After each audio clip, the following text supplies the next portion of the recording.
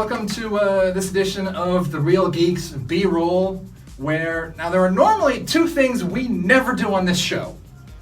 We never do a four-person setup.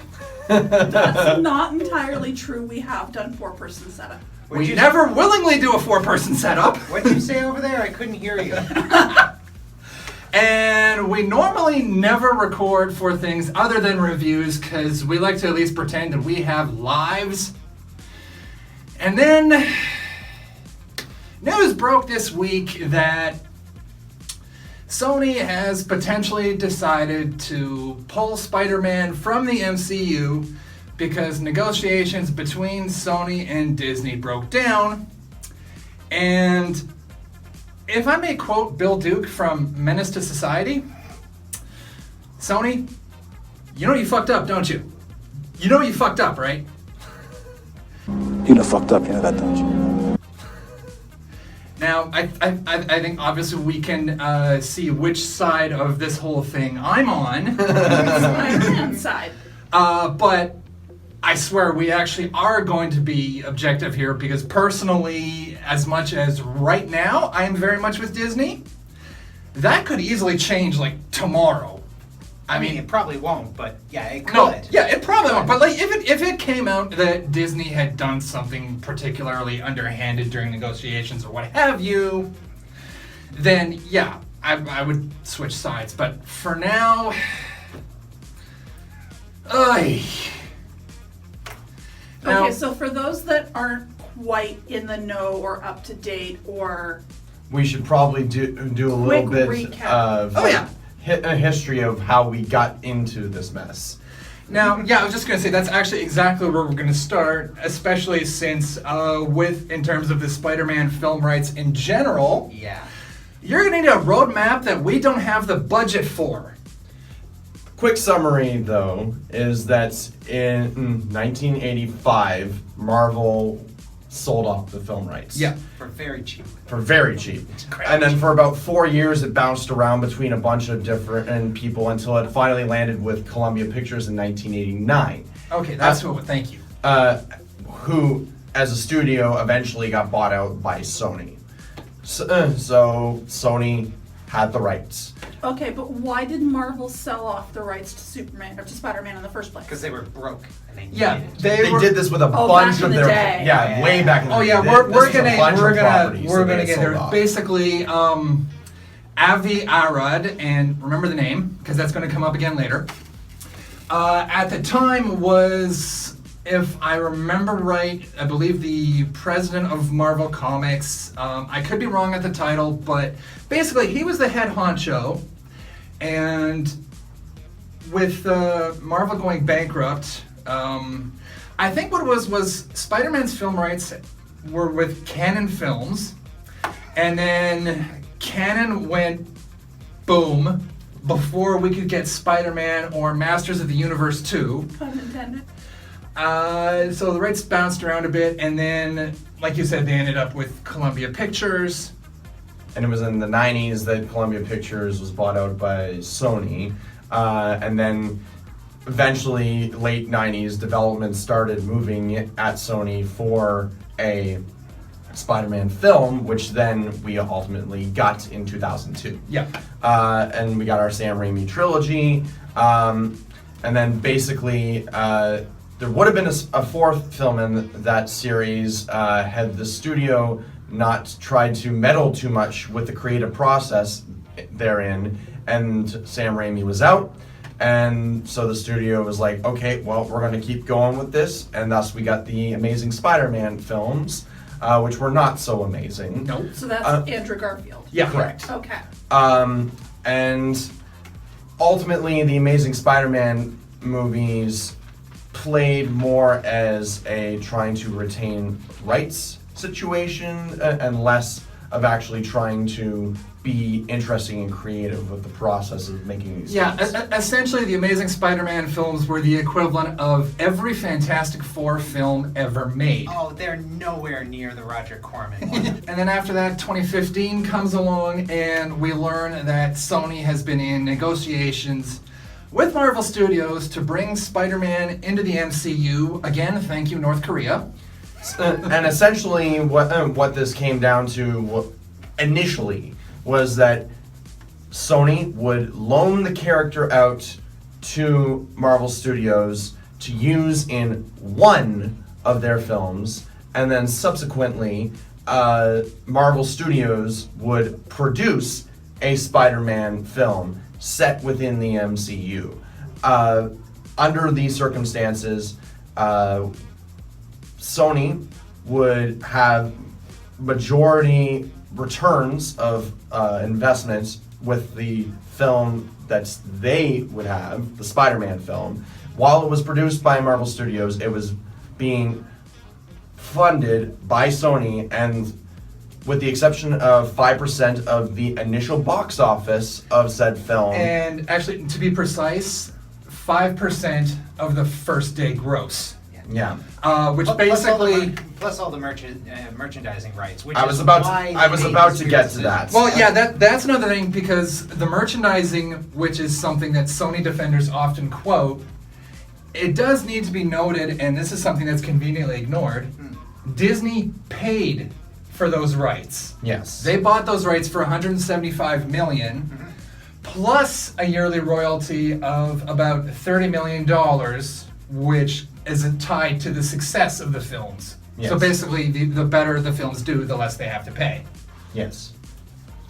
So ultimately, this seemed like a solid deal at the time, and then shortly after the success of Captain America: Civil War and Spider-Man: Homecoming, they expanded upon the deal to include Spider-Man in 2 more MCU films led by Disney, namely the 2 Avengers films that recently came out, and another Marvel Studios produced, Sony released Spider-Man film, Far From Home, which, of course, as we speak, has very recently not only crossed $1 billion worldwide, which is the first Spider-Man movie to do so, but it has passed Skyfall to become Sony's highest grossing movie of all time. It's currently at 1.109 billion and probably still rising. So Disney made it, but it was released under Sony's name. Exactly. Yeah, essentially,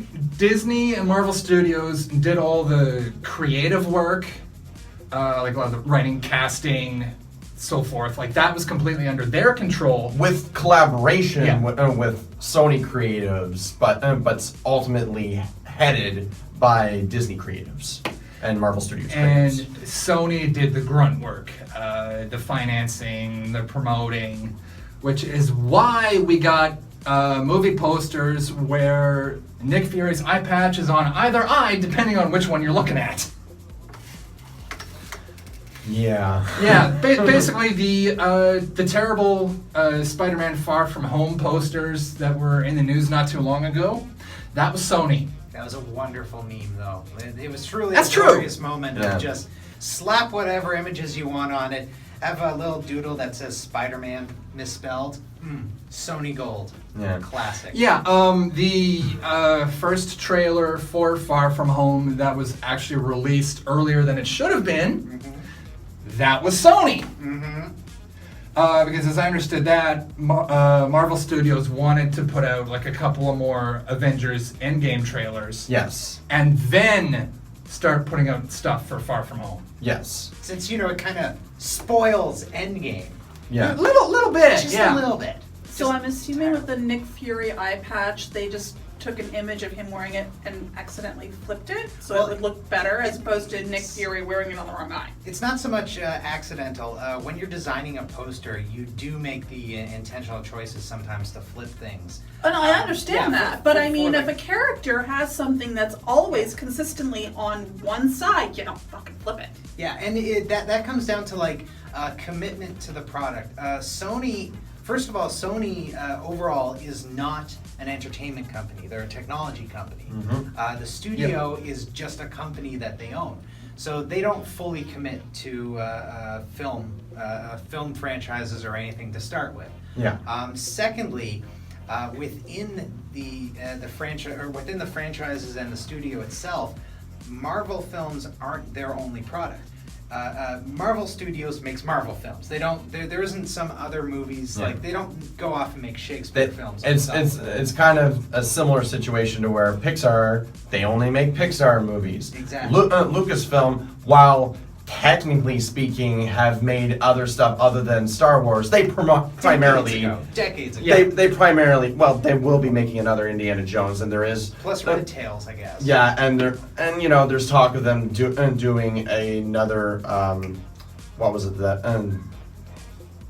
that fantasy film. Will, yeah, they're doing another Willow thing. Okay. So, but aside from like those handful of things here and there, they've primarily done Star Wars, and that's what they're known for. Exactly. So there's like a commitment and rules to how you do this. If Disney had made that mistake, that would have been a grand mistake. Someone would have gotten fired for it, for the Nick Fury eye patch, because you're screwing with the bread and butter. Yeah. You do not screw with the representation of your primary product. Yeah. Whereas Sony's just like, who cares? Yeah, no, like there is a reason that there have often been jokes in the past about Disney sharpshooters if someone says even the most slightly wrong thing in an interview. Yeah. There's a reason that there are jokes about Disney lawyers being the equivalent of a SWAT team. Yeah. There's a reason that there's been such almost a marketing around the accidental spoileriness of both Mark Ruffalo and Tom Holland in interviews and press circuits and such. And the whole idea of don't tell them anything because they might accidentally. Whereas look at Chris Evans. Good Chris Evans doesn't say anything. Exactly. Oh yeah. Chris knows ways to it. But on the other hand, there's also like to double down on that. There's the secret insidiousness of, well, maybe they tell these things to Mark and Tom because they know that people expect them to drop something, and so you ask them those questions in interviews, whereas you don't ask those questions of, say, Don Cheadle, because he'll just look at you and be like, no. No, like Tom Holland is often paired with Benedict Cumberbatch in interviews for a reason. Benedict You'll often keeps that see, kid in check. Yeah, you'll often see Mark Ruffalo and Don Cheadle together. Yeah. For a reason. It creates a great. It turns these interviews into little MCU moments because they're still riffing. Oh yeah. Not in character, but like one's the good cop, one's the bad cop, one's the idiot, one's the professional. Yeah. It's fantastic. Now, getting back on track here a little bit. Nope. There's a track? What track? We've jumped it too many times to know. So we're at the point in the history of all of this where we're at Far From Home, and the film has had such marvelous success. He's back! So Technically, you are a dad now, so you can do the dad jokes. Ooh, no. Don't give him a license. I already have it printed. So, with this in mind, Disney and Sony Pictures have gone back to the negotiation table to further their relationship with each other. Here's where things get a little interesting, to say the least. So apparently, back in years ago, when they're trying to establish a relationship first came about, one of the proposals that Disney had put forward was a 50-50 co-financing deal, which at the time Sony had flat out shut down. In light of the success of Far From Home, Disney felt it advantageous to bring that offer back to the table. Yeah. Once again, Sony shut it down. Disney brought another offer to the table of 30-70. Sony still shut that down. As far as Sony is concerned, the deal as it has stood has worked for them, and they don't want to change it. Disney, however, is coming at this from a standpoint of, yeah, we're making our money from the merchandising, but when we're putting so much of our effort into the creative process of putting this film out there, giving you a product that you can actually use, it stands to reason that they want to have a little more of a stake in that. Oh, yeah. That they want to put more of their money into investing in it. They want to have more of a return on it. And Sony is unwilling to budge in that regard, which, to be fair, I give them a little credit where credit's due, because right now, Sony's kind of a fucking juggernaut in the world of entertainment, because they have so much in TV. They have bought Fox, so they have so much from Fox. You mean Disney. Yes, this is what I'm talking about. You said Sony. I was sure I said Disney. You have 3 people telling you said Sony. Okay, well, I meant Disney. Yeah. Disney bought Fox. They have so much going on for them in the entertainment right now, and they're a friggin' juggernaut. And it makes sense that other studios are not too happy about that. No, totally. And where Sony is the one studio right now that has had the closest relationship to said juggernaut, it stands to reason that when they are trying to effectively bully their way into this, that Sony's going to be like, no, we're not going to be pushed over like Fox was. We're going to stand our ground. We're going to push forward without you guys. And I think the thing there is, like, people often quote the Fox deal, and it's saying, you know, Disney's this big, giant, evil corporation that's just trying to buy up everybody and take over everything. And conveniently ignoring the fact that legally they can't. And, like, I've seen people saying, oh, well, why doesn't Disney just buy Sony? Again! Legally, they can't. That's, yeah, like, even if they could, I would assume that at this point, that's several degrees of just unrealistic. Yeah. Now, the whole thing of Disney buying Fox is unprecedented. There has never been anything like that It is, but the history of the entertainment industry. But like, also with that, there's the simple fact that when 20th Century Fox decided to put their film and TV divisions up for sale, they needed to. Yeah.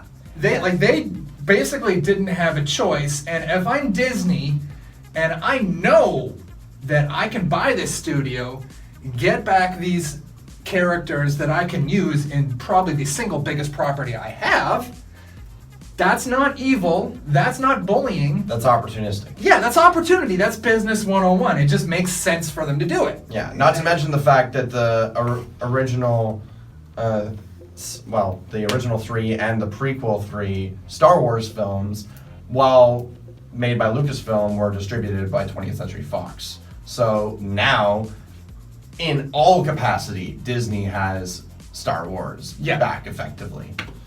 So. And like, people point to them buying up Hulu, and it's like, Disney already owned a third of Hulu. And then they bought Fox, which basically had they bought Fox's stake and then bought Comcast's stake because, again, like, they wanted essentially a second streaming service for properties that are essentially too mature for Disney Plus. Yes. So, like, again, business 101. Yeah, and now... Why would they not? And now Disney's in this whole thing with Disney Plus where they're coming into this whole quote-unquote streaming wars thing with a huge advantage because they're marketing just Disney Plus at cheaper than the competition. And they're offering a bundle deal for literally everything at a price comparable to everybody else. Because Netflix right now, it's like $12.99 in a month for like the premium whatever. $13.99 going up to $15.99. Exactly, but that same price level is the bundle deal at least down the States right now, because we don't have all the different sorts of things up here in Canada yet. At least we're going to be getting Disney Plus here in Canada when it releases down in the States simultaneously. Exactly. But it will be at a price point more comparable with our market. Yeah. But regardless. And Still, you are saving money overall and getting more content. Exactly. so, like, we come to this past week with the breaking news of negotiations coming to a halt, and the air quotes are important because everything after that has been the clickbait headlines of Spider-Man being definitely pulled, when the reality is, not so much. Yeah, it simply wasn't slated. They have 3 to 4 years where they've bought time for themselves in Phase 4 to be like, Yeah. whatever, we can wait. Yeah. And they have a lot more patience with this than Sony does, because when Sony makes if Sony makes a Spider-Man all on their own, or if the Venom sequel doesn't do as good as they projected, and if Morbius gets made for some stupid reason. Oh, it's getting made. Oh, yeah. And it's going to happen. So dependent on how that one fares. Yeah, if all of that, it doesn't even have to fail. It just has to not make as much money. They'll be back at the table easily. Oh, no doubt. And actually, thank you for bringing up the fact that Spider-Man's not in Phase 4, because like when the initial report came out, I read it and I'm going, kind of sounds like Disney opened with the 50-50, and Sony immediately went, no, we want the deal with where we basically get everything. You're not giving it to us, so we're leaving. And a lot of people who, let's be honest, just basically want to be seen as woke, want like fighting for the little guy, yada yada yada, kind of stop thinking. I mean, y'all ain't specifically wrong, but not all that accurate either, because there's a lot, like I said earlier, that's just being conveniently overlooked. The oversimplification of the situation seems to be Disney's being greedy, Sony's being stupid. And unfortunately, it's a lot more complicated than that. Yeah. And like literally right after that, statements come out that no, it's just they're stalled over essentially the producer credit for Kevin Feige. And while I think we can all agree that one way or another, this is just, the whole thing is really just both companies trying to play public perception to their advantage. And specifically this week, it being important because this is Disney's "fuck you, I got mine" week. Yeah. This is D23. Yeah.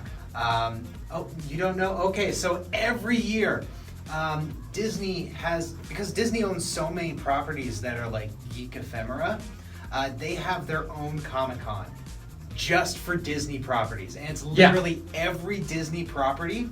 So a couple of days ago, all of Phase 4 got announced in detail at D23. And even today, they're announcing a couple more movies. I haven't caught what they were. So is that where they announced She-Hulk and... Yes. Okay. Yeah. So this is not like, oh, something leaked. This is Disney standing on top of the highest, most shiny pony that they bring out once a year and going, oh, by the way, you love all this stuff? Guess who's trying to screw with it?